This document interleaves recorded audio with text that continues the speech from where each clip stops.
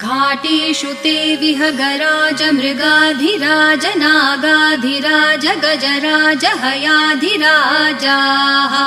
स्वस्वाधिकारमहिमाधिकमर्थयन्ते श्रीवेङ्कटाचलपते तव सुप्रभातम्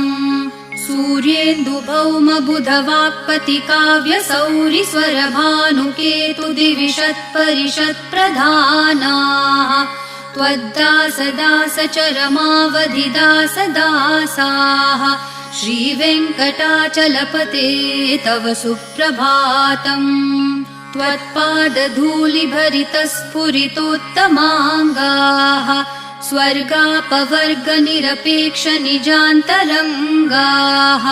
कल्पागमाकलनयाकुलतां लभन्ते